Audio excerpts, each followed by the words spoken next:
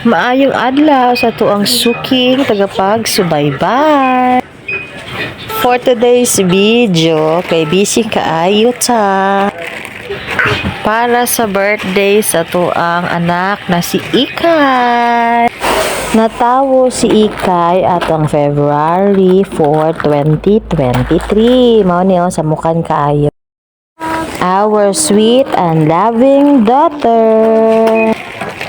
So karon kay yamang special birthday. So ato pud siyang preparahan para sa iyang celebration. Gamay ra gud kanang magtapok-tapok lang ang family, extended family.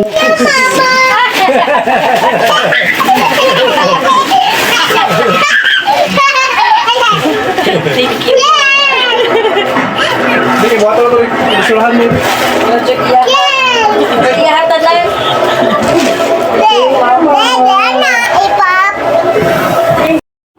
So kay gusto man taog ka na affordable na mga pang-loot bag, so dirita nato gipili mangumpra sa Great Wall diri sa Dalang Santa Ana.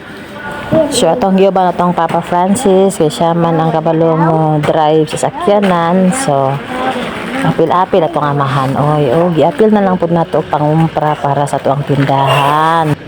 So inspired sa trials nga naabot sa ato, dili nato kalimtan magpasalamat sa labing gamhanan no. Kaning birthday sa mga anak, it's pasalamat sa tanang niduyog kanamo sa mong kapait. So maski na nagpait financially pero ang Ginoo wala nagpabaya sa mua. So dahil nga po mga gihatag siya nga instrumento para motabang kanamo.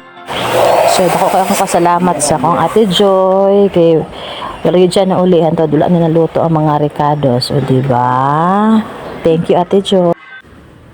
So, kaning mga ricados din ang gi-prepare karon kato paning mga salin atong baligya namo sa New Year ug Pasko. So, amo na lang gi-decide nga birthday na lang sa mong anak kay masayang man pud siya no. So, para dili masayang, ihanda nato para sa birthday sa tuwang anak. Daghang salamat sa itong labing amahang gamhanan sa taas, Heavenly Father kay Jesus Christ for providing us our needs. I know na kaning trials mulabay ra ni siya, dili ni siya hindrance para dili ta mag-celebrate sa third birthday sa kong anak.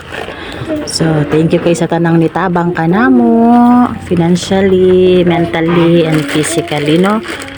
So hining tanan giyagid sa Ginoo ug kining tanan atong ipagpasalamat sa tanang nadawat namong a blessing. So nagikakibat ang trials, nagikakibat na blessings. Thank you so much sa pagpaminaw hantod sa sunod na pod.